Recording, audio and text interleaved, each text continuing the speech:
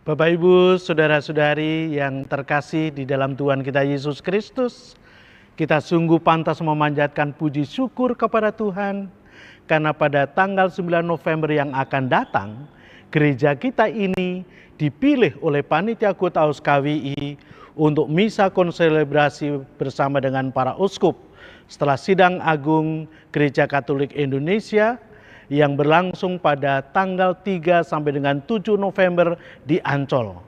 Akan hadir di antara kita 15 uskup. Nah, acara ini sekaligus menjadi kesempatan untuk penggalangan dana untuk membantu seminari-seminari yang tersebar di keuskupan-keuskupan seluruh Indonesia. Mendiang Paus kita Santo Yohanes Paulus II menegaskan bahwa seminari adalah jantung dari keuskupan. Karena disinilah para calon imam, para calon gembala gereja kita menjalani proses pembinaan dan pendidikan. Tentu ini membutuhkan biaya besar untuk living dan formatio mereka. Oleh karena itu Bapak Ibu Saudara-saudari yang terkasih, uluran tangan kasih dan partisipasi Bapak Ibu Saudara-saudari akan sangat membantu mereka dan meringankan beban tiap keuskupan. Oleh karena itu Bapak Ibu Saudara-saudari yang terkasih, marilah kita hadiri misa bersama dengan para uskup pada tanggal 9 November pukul 10.30. Sekaligus beramal kasih untuk seminari-seminari yang dikoordinir oleh Panitia Kota KWI. Terima kasih atas perhatian dan kasih dari Bapak Ibu Saudara-saudari. Tuhan memberkati. Hari ini akan digunakan untuk pendidikan calon imam. Amplop sumbangan 2 kaus yang sudah dibagikan mohon dikembalikan kepada petugas di depan pintu gereja setelah misa dan tidak dimasukkan ke dalam kantong kolektif. Mari kita buka misa dengan menyanyikan lagu pembuka. Mari masuk rumah Tuhan.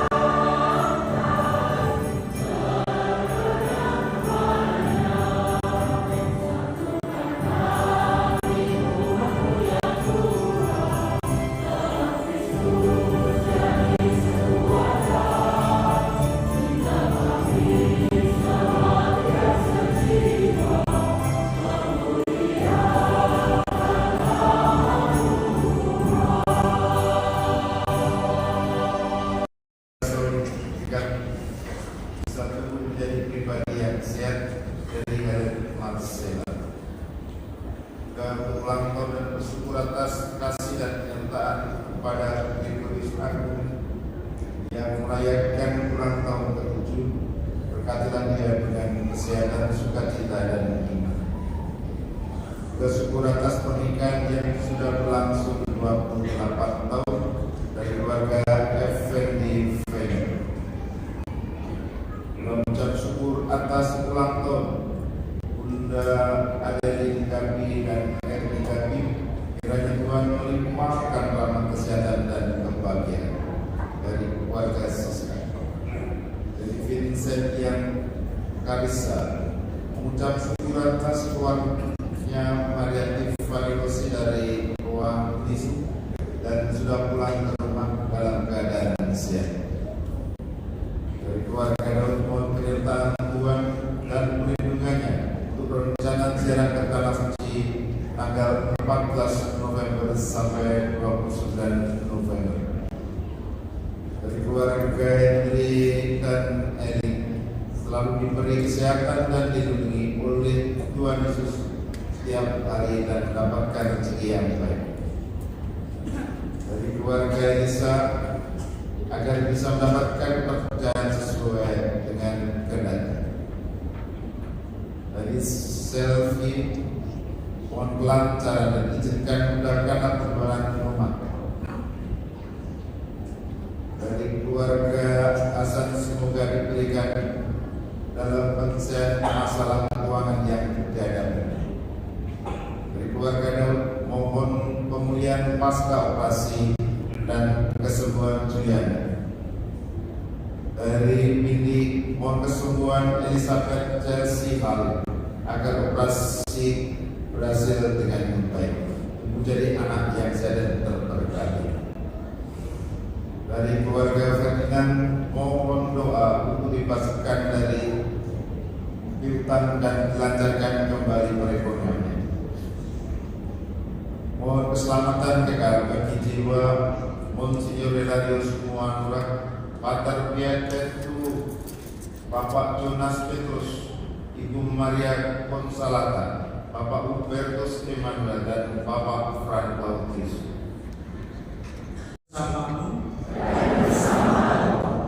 Inilah Injil suci menurut Yohanes.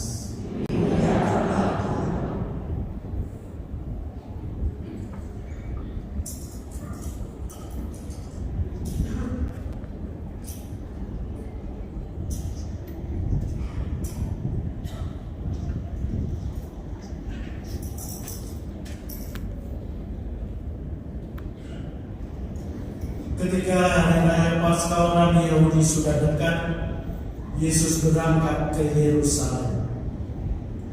Di halaman bait suci didapatinya pedagang-pedagang lembu, domba, dan merpati, serta penukar-penukar uang duduk di situ. Yesus membuat cambuk dari tali, lalu mengusir mereka semua dari bait suci dengan semua domba dan lembu mereka. Uang para penukar diamburkannya ke tanah, dan meja-meja mereka dibalikkannya. Kepada pedagang-pedagang merpati ia berkata, "Ambil semuanya ini dari sini. Jangan kalian membuat rumah Bapakku menjadi tempat berjualan." Lalu teringatlah murid-murid Yesus bahwa ada tertulis, "Cinta untuk rumahmu akan menghanguskan." Tetapi para pemuka Yahudi menantang Yesus, katanya, "Tanda apakah yang dapat engkau tunjukkan kepada kami bahwa engkau tidak bertindak demikian?" Jawab Yesus kepada mereka, "Runtuhkanlah bait suci ini, dan dalam 3 hari aku akan mendirikannya kembali." Lalu kata orang Yahudi kepadanya, 46 tahun orang mendirikan bait suci ini, dan engkau dapat membangunnya dalam 3 hari. Tetapi yang dimaksudkan Yesus dengan bait suci adalah tubuhnya sendiri. Karena itu sesudah Yesus bangkit dari antara orang mati, barulah murid-muridnya teringat bahwa hal itu telah dikatakan Yesus. Maka mereka pun percaya akan kitab suci dan akan perkataan yang telah diucapkan Yesus.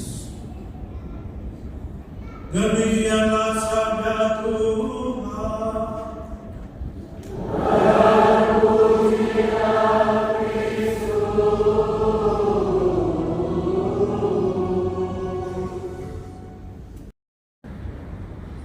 Karena usia dan uskup saya paling muda dari antara semua uskup yang ada di sini, maka saya diminta untuk berkhotbah pada hari ini. Selamat siang semua. Salam sehat. Salam sukacita penuh berkat. Ada seorang romo yang pernah curhat. Ada umat yang minta dia untuk bisa, lalu catatannya, romo kalau khotbah mungkin bisa lucu-lucu ya. Jadi cari pastor yang bisa lucu. Ini tantangan untuk para uskup supaya calon imam juga ada yang lucu-lucu. Tapi jangan harap khotbah ini sebentar ada yang lucu. Kalau Paus Fransiskus katakan pemilih para imam itu idealnya 7 sampai 8 menit. Dia tidak menyebut cuma 5 menit untuk khotbah para uskup. Bisa 2 kali, bisa 3 kali. Tidak ada batas. Suatu kali ada seorang uskup yang berkhotbah, katakanlah saya saja. Lalu dia sampaikan kepada umat, ada 3 jenis khotbah menurut lamanya, dan ada harga setiap khotbah menurut lamanya. Khotbah 30 menit harganya 20.000. Khotbah 20 menit harganya 50.000. Khotbah 5 menit harganya 100.000. Hampir semua bayar 100.000. Jadi maunya yang singkat. Saudara-saudari terkasih dalam Tuhan Yesus Kristus, pada hari ini biasa, tetapi dalam liturgi adalah pesta pemberkatan Basilika Lateran.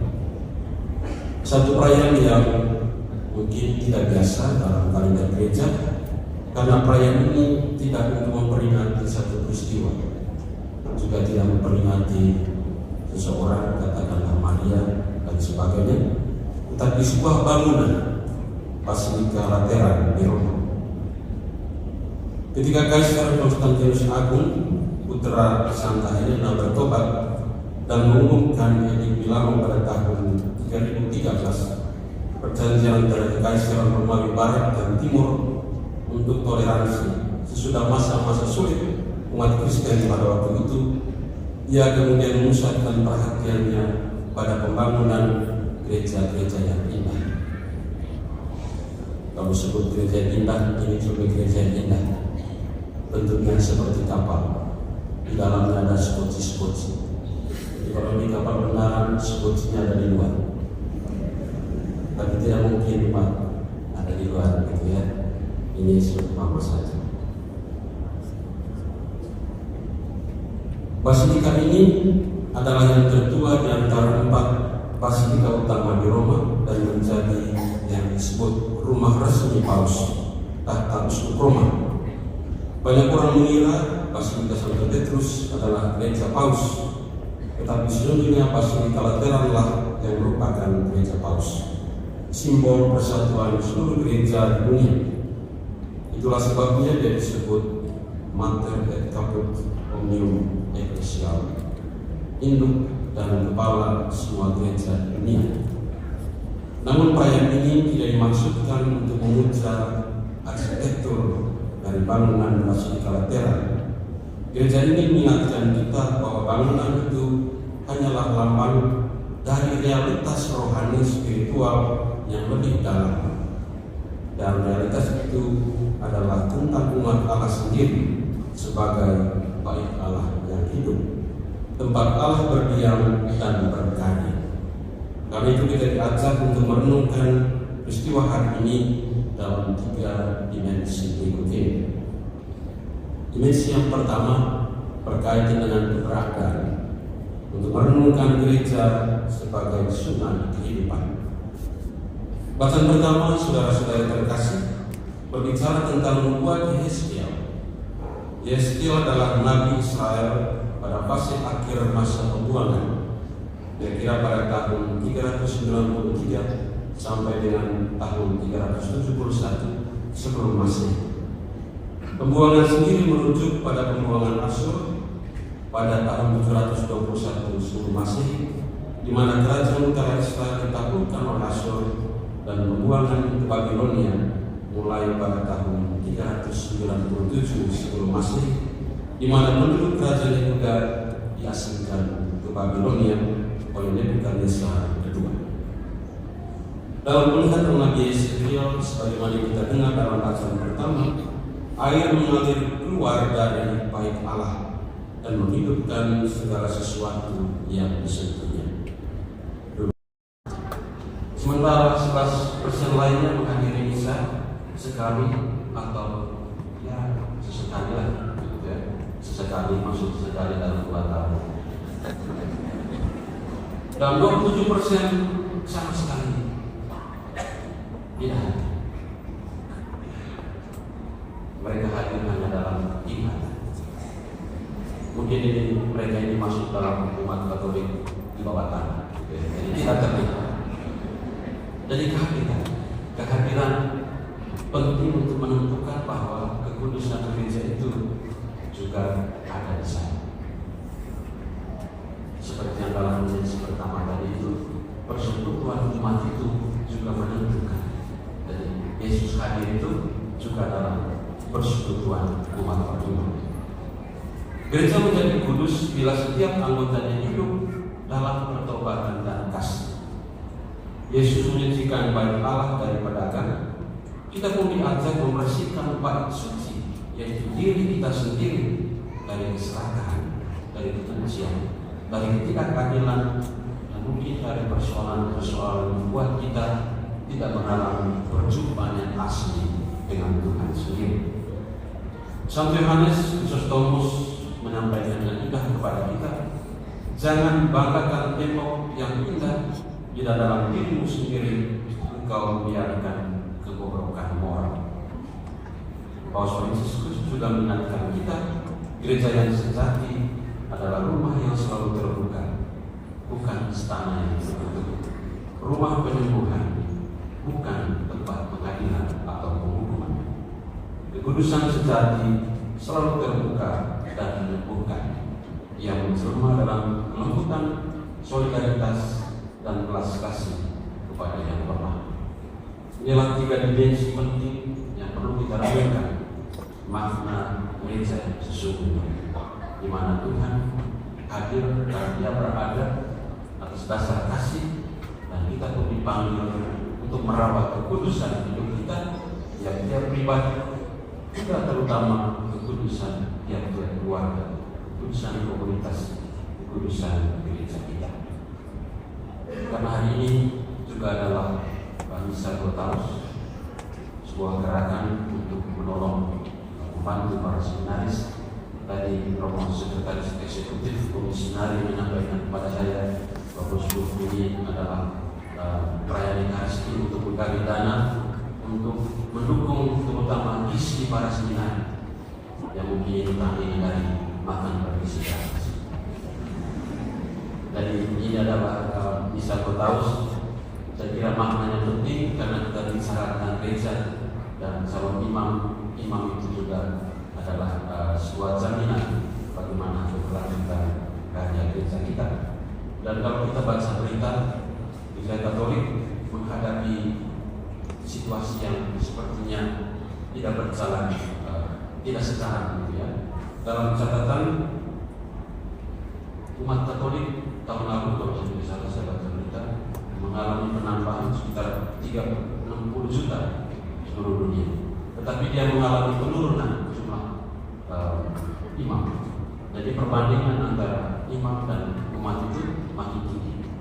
Kalau 10-20 tahun lalu perbandingan itu hampir 1 imam 2.000 umat. Sekarang dia mendekati 4.000, mungkin lebih sekarang. Jadi jumlah imam itu sudah makin berkurang.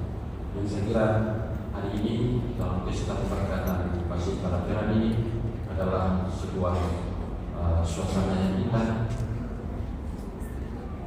perjumpaan yang baik bagi kita untuk ingat kembali dukungan kita bagi para calon imam kita.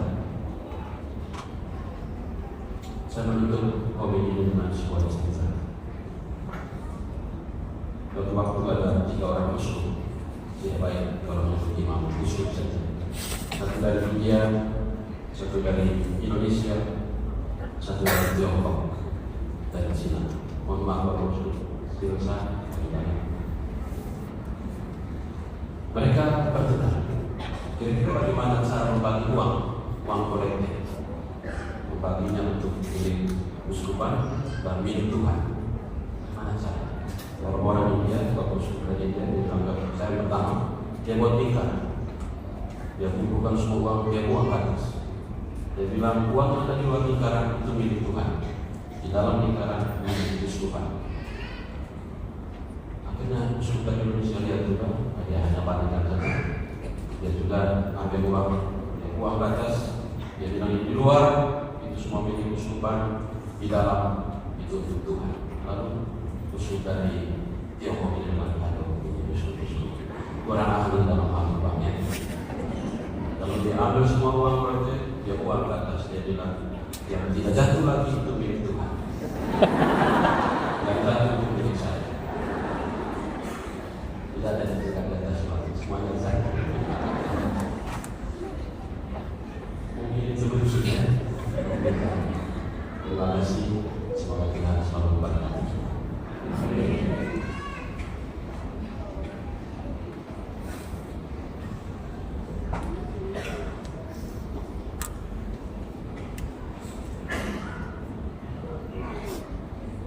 Saudara-saudariku yang terkasih, setelah kita menggunakan sabda Tuhan dan membukanya, maka kita tanggapi dengan memahami iman kita dengan menyampaikan doa-doa.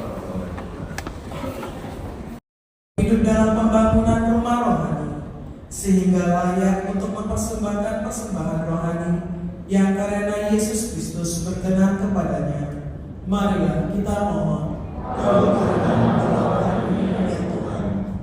Bagi keluarga-keluarga Kristiani, ya Bapa, semoga Engkau berkenan menumbuhkan semangat untuk selalu rela melayani gereja-Mu.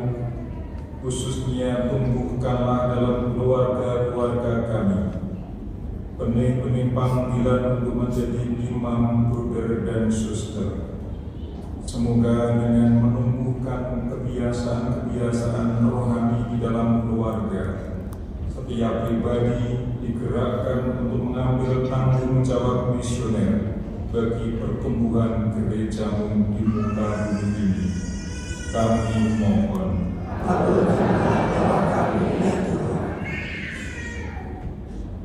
Tuhan Allah kami, Putra-Mu telah berkenan hidup di tengah-tengah kami.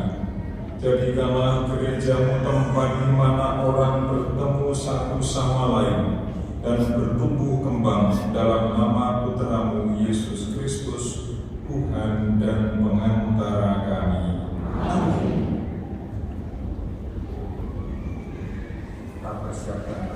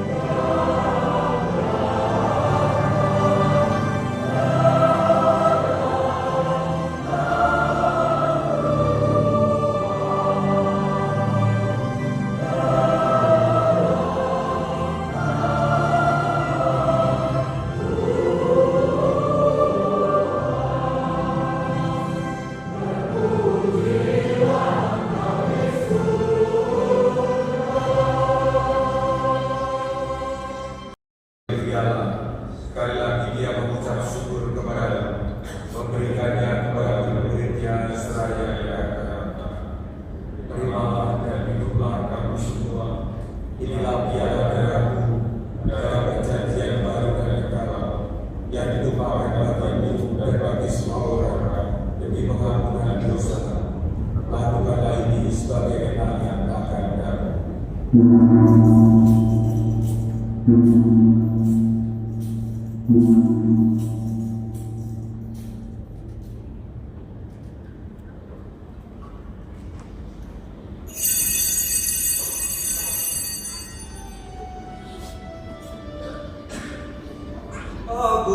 misteri iman kita.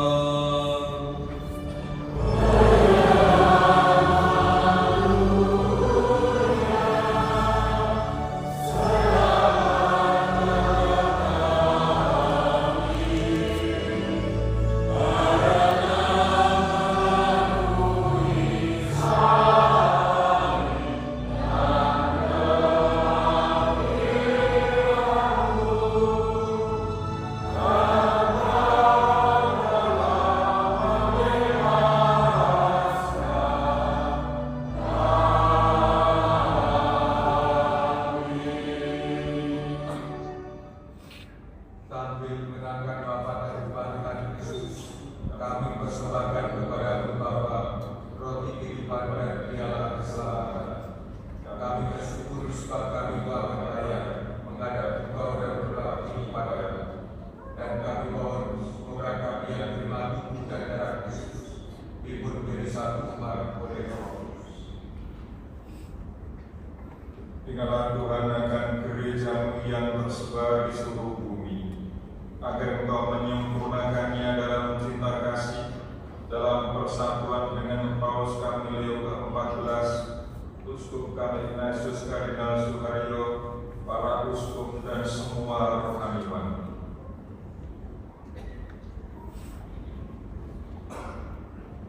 Ingatlah juga dan saudara-saudari kami yang telah meninggal dengan harapan akan bangkit, dan akan semua orang yang telah berperan dalam terang iman-Mu, dan terimalah mereka dalam cahaya wajah-Mu. Kami mohon kasihilah kami semua, agar kami menerima dalam kebahagiaan abadi bersama Santa Perawan Maria Bunda Allah, Santo Yosef mempelainya, para rasul dan semua orang kudus sepanjang masa yang dunia berkenan padanya. Semoga kami berdua berkenankan terus tetap memuji dan memuliakan kita dengan pengantaran Yesus Kristus Putra.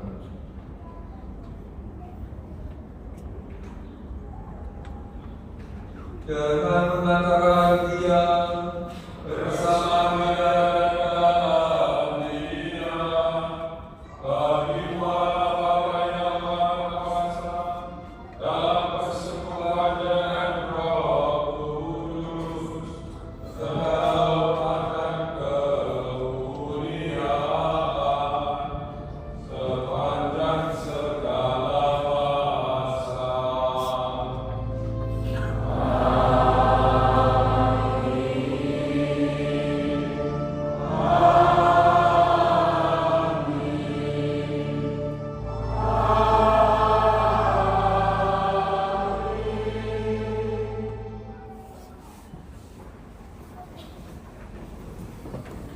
Marilah kita satukan dan nyanyikan doa yang diajarkan Tuhan sendiri.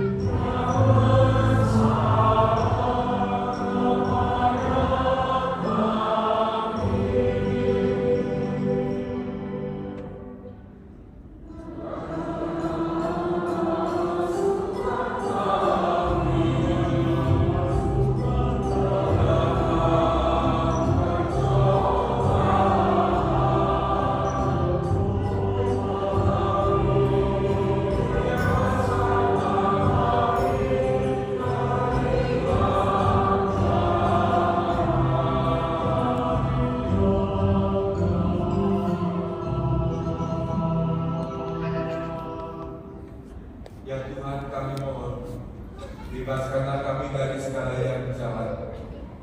Tujulah memberi damai sepanjang hidup kami, supaya kami yang kami keluarkan oleh kelimpahan belas kasih-Mu telah bebas dari dosa dan dijauhkan dari segala gangguan. Sambil menantikan harapan yang membahagiakan dan kedatangan Tuhan kami Yesus Kristus.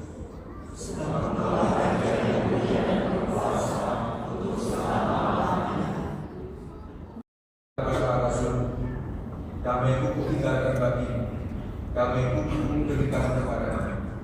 Janganlah memperlukan susah kami, tetapi perhatikanlah iman gereja-Mu, dan berilah kami damai dan kesatuan sesuai dengan kehendak-Mu. Kau yang hidup dan meraja sepanjang segala masa. Amin. Damai Tuhan bersamamu.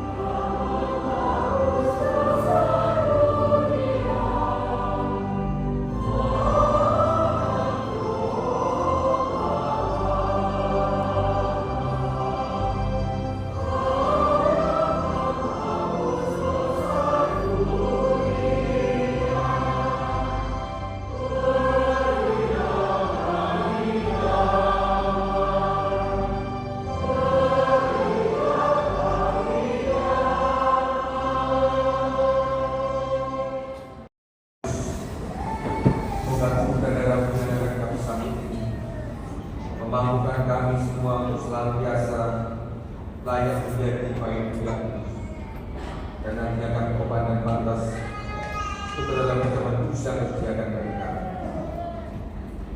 Saudara saya kasih, biarlah inilah doa, dialah yang telah menyusahkan dunia, berbagilah berkah yang indah dalam perjamuan dan Tuhan.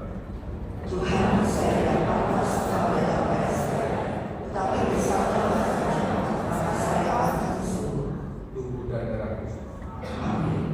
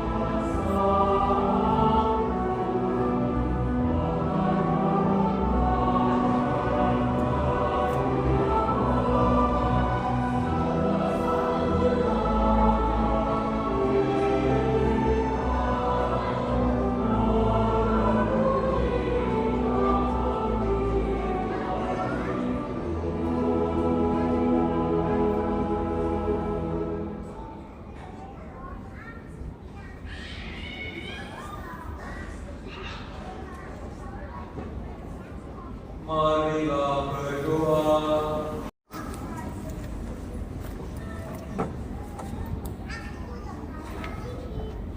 Allah Bapa sumber segala rahmat, Engkau mengendaki agar kerajaan hadir dalam gereja-Mu sebagai tanda di dunia ini.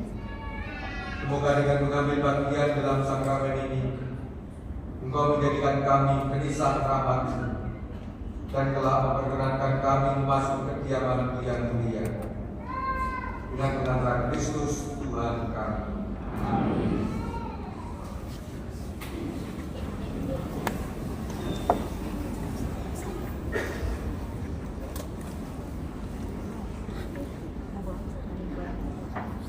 Kami mengucapkan terima kasih kepada Bapak Uskup dan semua petugas yang terlibat dalam misa pada hari ini. Kur dari Paduan Suara OMK Paroki Pluit, Lektor, Komentator, Pemasmur, Prodiakon, PPA, Tatip, Organis, Tim Bunga, Kolektor, Tim Multimedia, Audio dan Operasional, Tim Kesehatan, serta umat sekalian. Hasil kolektor minggu lalu pada tanggal 1 dan 2 November, kolektor pertama sebesar Rp108.053.002, kolektor kedua sebesar Rp81.509.814. Misa malam 1000 doa akan diadakan selama 3 hari dari tanggal 12 sampai 14 November pukul 7 malam di gereja. Umat diundang untuk hadir. Dalam rangka memperingati hari ulang tahun komunitas Patrisian Paroki Pluit ke-4, maka akan diadakan seminar bersama Romo Eko Wahyu OSC pada tanggal 17 November pukul 4 sore sampai 7 malam. Informasi dan pendaftaran silakan menghubungi kontak yang tertera. Ada biaya pendaftaran. Seksi Kerasulan Kitab Suci Paroki Pluit akan mengadakan seminar yang akan dibawakan oleh Romo Joseph Ferry Susanto pada tanggal 22 November di Aula Serbaguna lantai 4, Pastoral. Informasi dan pendaftaran melalui tautan pada slide atau dapat menghubungi kontak yang tertera. Ada biaya pendaftaran. Seksi Sosial Paroki bekerja sama dengan Palang Merah Indonesia akan mengadakan bakti donor darah pada hari Minggu tanggal 23 November pukul 9 pagi sampai setengah 1 siang di Aula Golgota lantai 3 GKP 1. Pendaftaran melalui tautan pada slide terbuka untuk umum. Baptis anak dengan usia 0 sampai 7 tahun akan diadakan pada hari Minggu tanggal 23 November pukul 1 siang di gereja. Rekoleksi untuk orang tua dan wali baptis diadakan pada hari Sabtu tanggal 22 November. Informasi dan pendaftaran melalui tautan yang tertera pada slide atau dapat menghubungi sekretariat paroki. Kelas persiapan baptis lansia akan dimulai pada tanggal 26 November pukul 6 sore di ruang J lantai 1 GKP 1. Informasi dan pendaftaran dapat menghubungi sekretariat paroki. Pengumuman perkawinan bagi umat yang ingin melangsungkan perkawinan di gereja agar dapat mendaftar ke sekretariat paroki paling lambat 4 bulan sebelumnya. Pengumuman pertama kalinya akan saling menerima sakramen perkawinan. Lucia Ibu. Terima kasih kepada Monsignor Ruby bersama dengan para uskup yang berkenan mempersembahkan peran Ekaristi di Gereja Stella Maris ini. Ini merupakan berkat bagi kami umat paroki yang setiap saat tidak bisa kami alami dengan kami diadili dan diberkati oleh para Bapak Uskup yang begitu banyak ini. Sedikit kisah mengapa hal ini terjadi. Ketika Pak Dokaus menghubungi kami bahwa para Bapak Uskup akan bisa di sini setelah sidang agung Gereja Katolik Indonesia, maka kami nggak pikir pakai lama-lama, langsung menyatakan kami siap.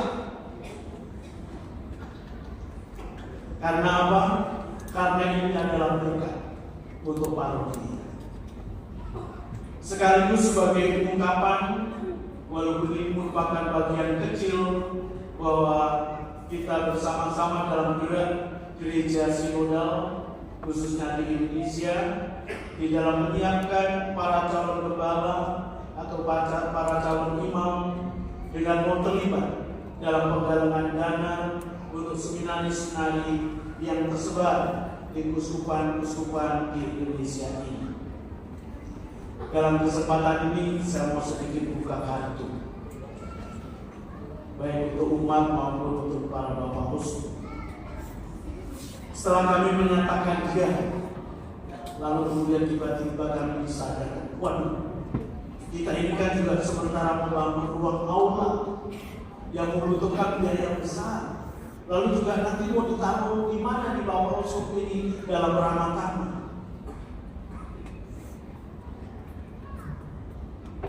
Maka kami secara khusus panitia pembangunan menetapkan gaspol Romo. Sebenarnya pembangunan ruang serbaguna itu sebagai aula ditargetkan selesai di akhir Desember. Tetapi bagaimana tanggal 9 November ini bisa dipakai? Puji Tuhan, berkat kerja keras para panitia, maka ramah-tamah nanti bisa dilaksanakan di sana.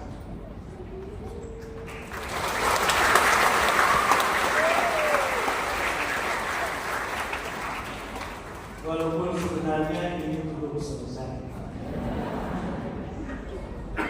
Oleh karena itu, selanjutnya kepada para Bapak Uskup kami mohon maaf kalau di sana sini menemukan pemandangan-pemandangan yang kurang indah.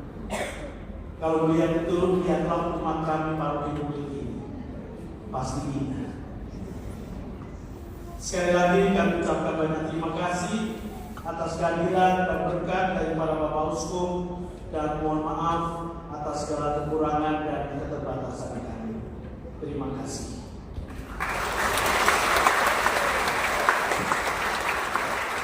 Dan kami meminta Bapak Sandiko untuk menyampaikan apa yang disampaikan. Terima kasih. Uskup dan panitia, terima kasih.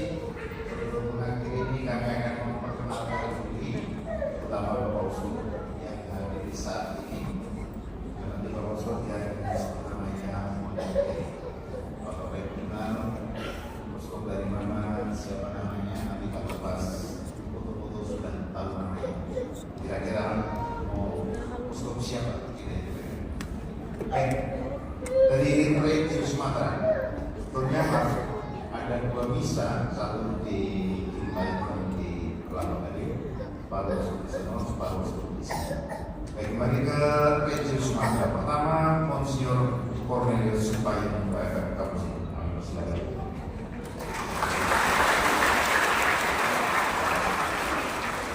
Yang kedua, Monsignor Franciscus Tuanan Sasko.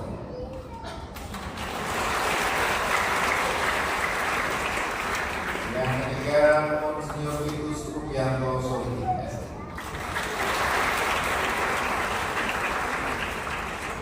Itu dari Sumatera, ya, sebagai Sumatera juga ada di Cilacap. Sekarang dari Region Jawa, Monsignor Robertus Rupianto.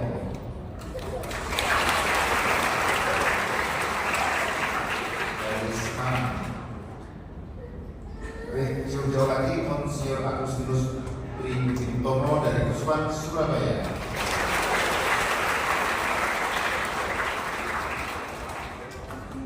Regio Kalimantan, Monsiur Pius Triana Bakti dari Puspan Ketapang,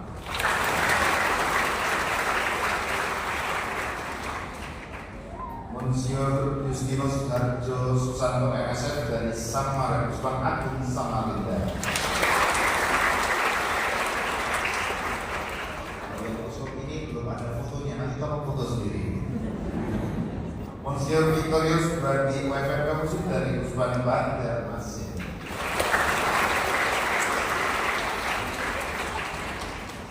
Dari Regio Flo Bamor, Flores, Sumba, dan Timor, disingkat Flo Bamor. Monsiur Sylvester San dari Puspan Denpasar.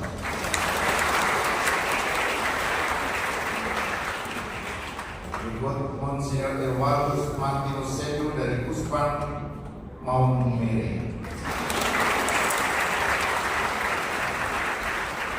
Berikutnya tadi yang khotbah atau ini Monsiur Maximus Predus dari Puspan Labuan Batu.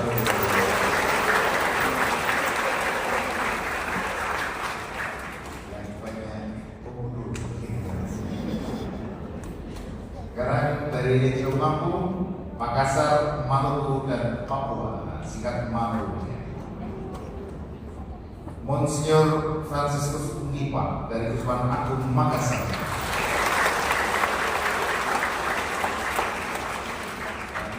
Monsiur Brigadier Blatus Liga dan Puspan Manokwari Sorong.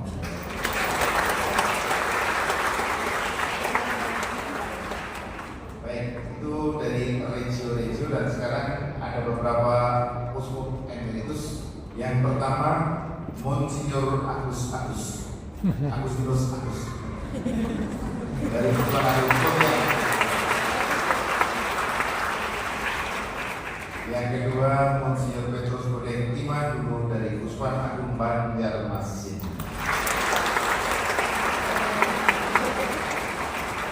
Yang ketiga Monsignor Nikolaus Adi Saputro MSc dulu dari Puspan Agung Merauke.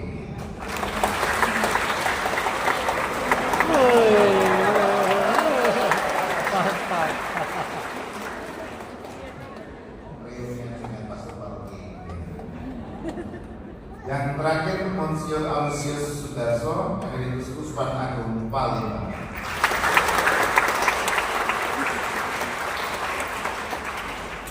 Demikian Bapak Ibu, terima kasih.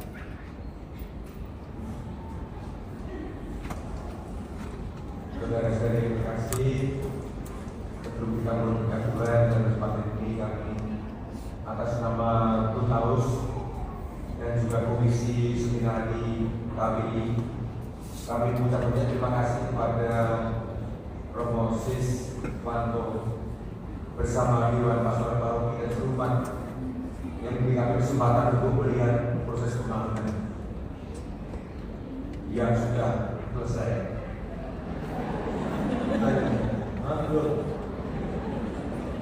Kami sangat gembira karena diberi kesempatan untuk merayakan kasih bersama panjenengan semua dalam rangka mengaturkan syukur atas rahmat panggilan menjadi imam, dan sekaligus sebagai acara aksi panggilan agar semakin banyak orang muda yang menanggapi panggilan menjadi imam.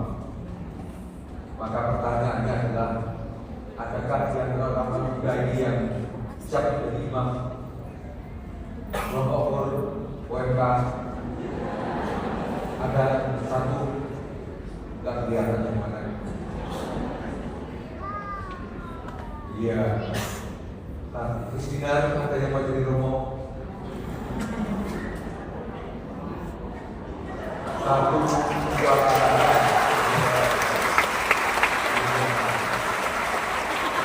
ada lagi yang jadi Romo yang mau jadi suster. Satu, iya.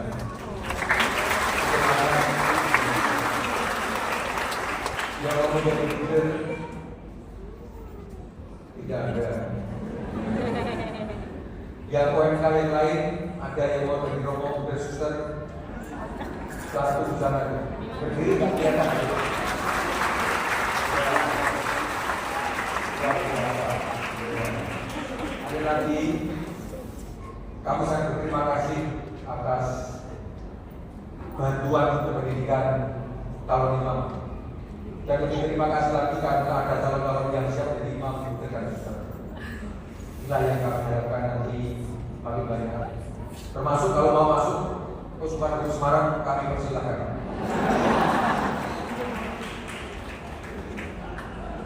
Sekaligus promosi. Kita masih membutuhkan tenaga imam, buder dan suster untuk pelayanan.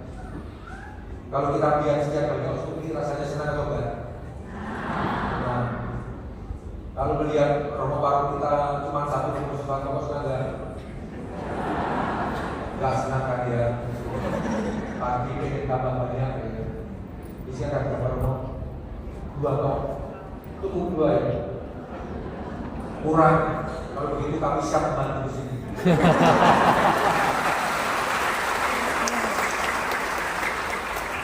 Kita sangat kekurangan di mana-mana, apalagi teman-teman uskup di luar Jawa sangat kekurangan.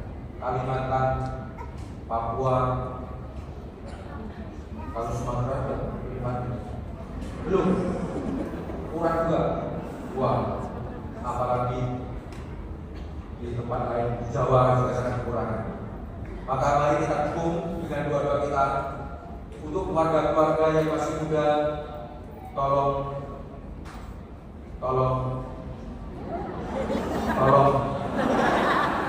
untuk mempersiapkan calon-calon imam, buder dan suster. Pertama, dengan memperbanyak keturunan.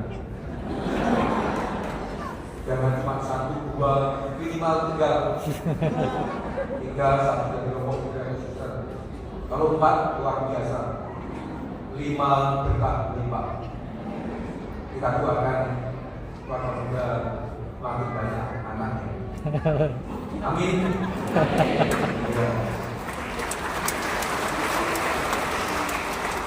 Keluarga kita tanggung jawab untuk mempersiapkan tenaga pastoral untuk kepentingan kita bersama.